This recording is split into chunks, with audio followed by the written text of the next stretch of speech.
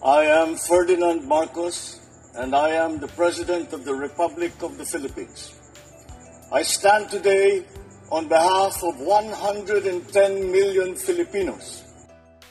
Hi everyone, hello universe, it's me again. Nako mga bes, shout out sa inyo. Ito may updates tayo. Ito po yung bagong survey ng Tangery. Alam nyo, mabuti po ito si Tangery. Fair yung pagsusurvey nila. Kaysa naman doon sa publiko, ay nako, matindi. Kroninido tayo yun. But anyway guys, kung makikita nyo yung mga arrow, siguro man very obvious kung sino ang bumagsak, di ba? So sabi po dito mga kababayan, basahin po natin mga beso. Sabi dito mga kababayan, shout out sa inyo mga beso. Marcos Lealis, OFW and Filipinos sa buong daigdig. Shout out po sa inyo. Merry Christmas. Ayan. Satisfaction and trust rating ni PBBM tumaas, BP Sara bumaba. Paktay tayo ni Day.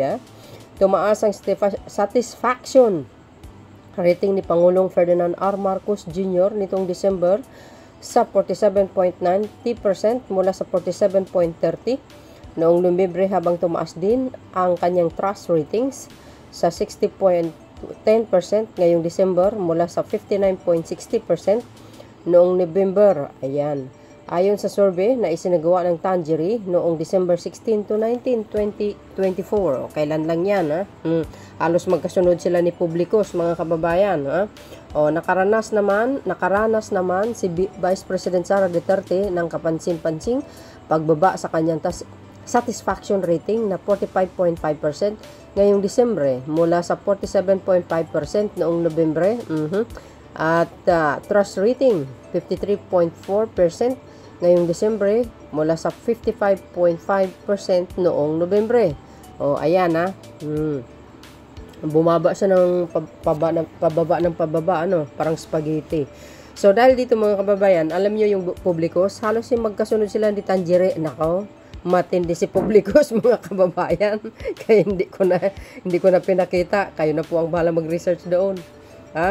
Matindi, binagsak si Pangulong Marcos Jr. at binagsak si Speaker Martin. Di ba? At ang ginawa ni Publicos, tinaas si Sara Duterte. Mind condition yun guys sa taong bayan. Ang ginagawa ni Publicos, alam mo naman si Tikela, makadutai yan. So, ay nako, ewan. Wala akong tiwala dyan kay Publicos sumunod na lang tayo mga kababayan sa daloy ng Agos de Publicos. Sobrang daya niya ang mag-survey. Naloka ako sa kay Publico. So si Paul Asia ba, So dito tingnan natin yung mga highlights mga beso.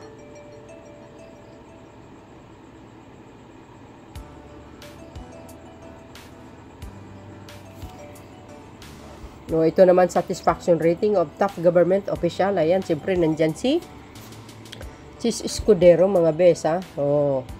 Si Speaker, si Alexander Chief Justice nandyan, of course si Sara Duterte, Agay. Yung mga top government official lang ito mga kababayan. So nakita nyo dito, ayan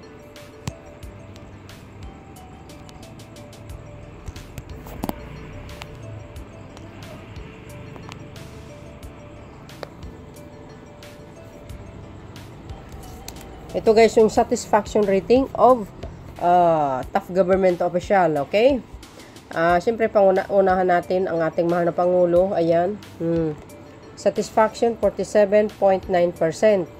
Dissatisfaction 32.7%. Agay. Si Sara naman mga kababayan, si Pangulong Marcos Jr. tumaas po siya ng bahagya, at si Sara naman tuloy-tuloy ang pagbaba ng kanyang ratings mga kababayan. Ayan satisfaction 45.5%, dissatisfaction ayan 36.8%.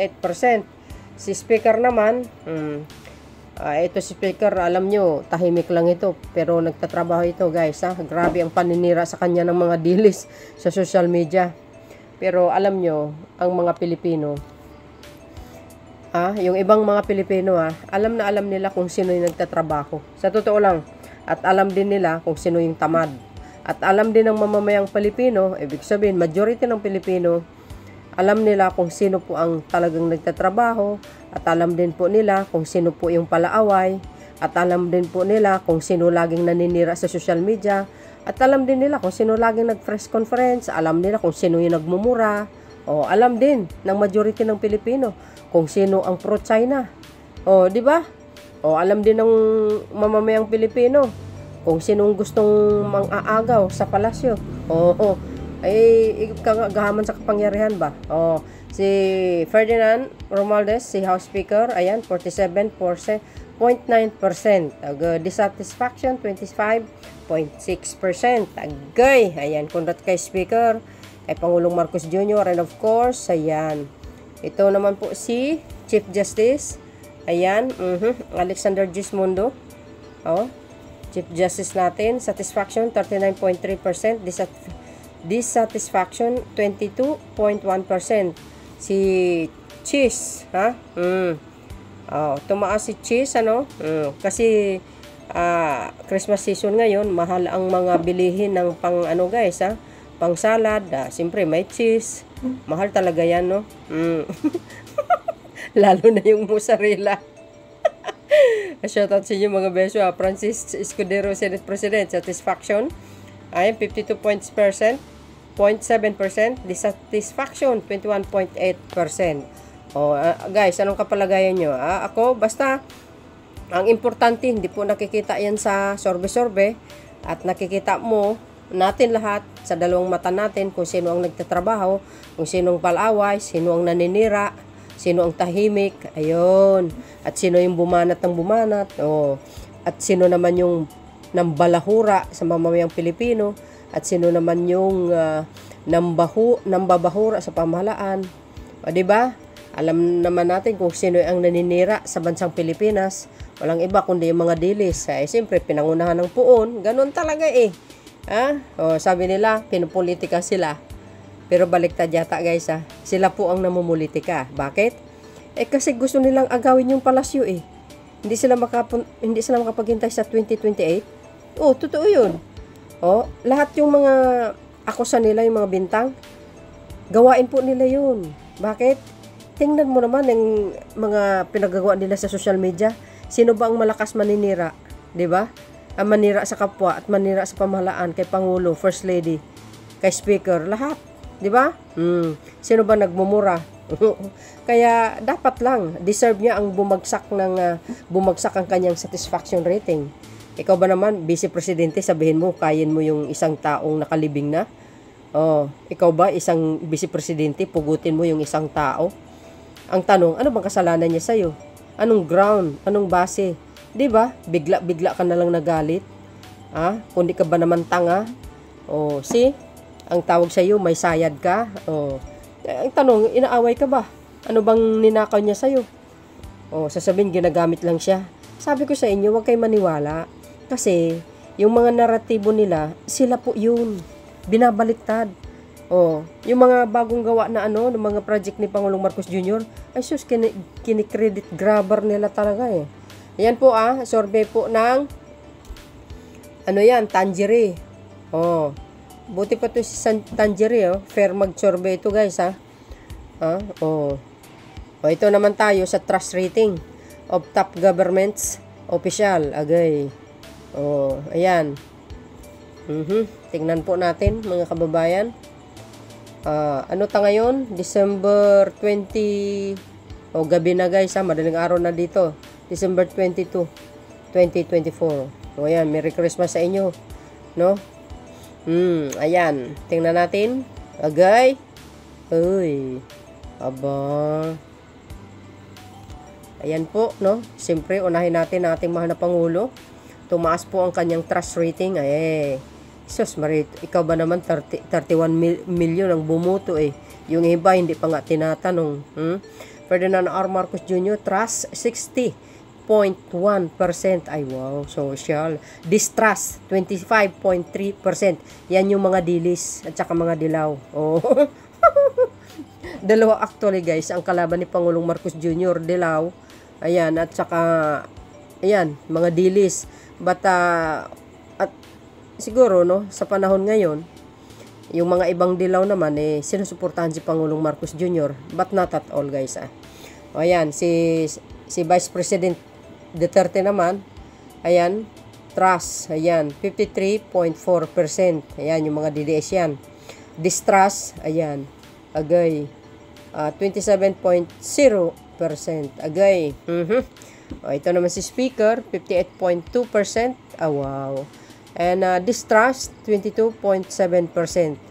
Ito si Speaker, guys, talagang very qualified ito para maging Pangulo ng Pilipinas. Ito naman sa aking kaisipan lamang. Kayo naman, no? Magagalit ang DDS.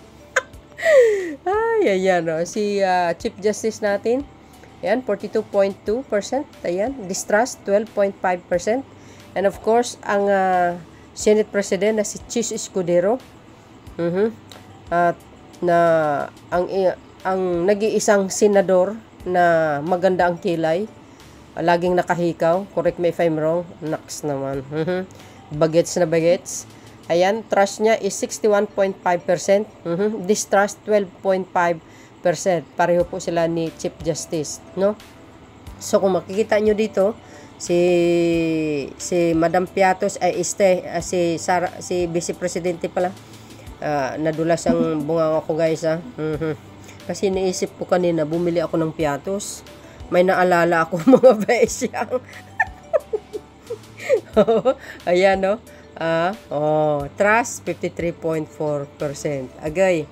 So yun, guys, ang pinaka-latest survey ng ng Tangery. Alam niyo si Publicos, matindi yun, mga kababayan. Binigay ng survey, ang taas ng ni Sara Dutton, trust rating niya doon, bumaba si Pangulong Marcos Jr., si Speaker, at si Senate President Chis, agay, at saka si Chief Ang grabe, intindi talaga ni Publicos, ang galing naman talaga ni Malu Tequila. Minamind condition niyang Pilipino na kunwari malakas pa rin si Sara Duterte. Anong palagay nyo sa mamamayang Pilipino? Walang utak? Yung mga professional mga yan, oy. Hindi nyo alam, ang mga Pilipino, isa sa pinakamagaling mag-English, kahit grade 2 lang.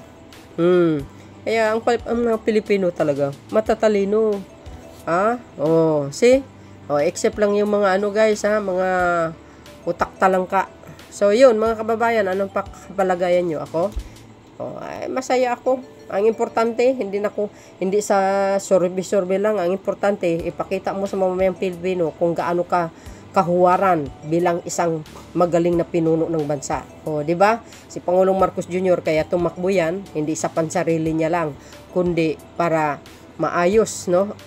Ang gusot, ang matagal ng kahirapan sa bansa nito, hindi man 100%, pero kahit paano nagagampanan niya din ang kanyang tungkulin bilang Pangulo ng Pilipinas. At nakita naman natin, guys, kung gaano kagalante yan. Di ba? Mabait talaga at super bait, inaaway siya, inaaway siya ng lahat. Mga DDS. Inaaway siya ng mga dilaws, kaloka. Pero tahimik lang siya, no? Pero matindi ito, guys, kung gumalaw ang Pangulo. Batas ang pinairal dito. So, yun, mga kababayan. Awayin nyo ng awayin si Pangulong Marcos Jr. Sabi ko nga, the more inaaway nyo yan, niyurakan yung pagkataon niya, binabahalahuran yung pagkataon niya, ganun din si Speaker, the more, na lalong kakarmahin yung mga puon na sinusuportahan nyo. Tandaan nyo yung sinabi ko. Diba sabi ng Diyos, huwag kang gaganti sa mga taong yumuyurak sa'yo, umalipusta sa'yo. Ako ang gaganti sa'yo. Ilalabas ko ang kabulukan ng pagkatao nila. That is biblical, mga kababayan. See you again on my next upload video. Bye.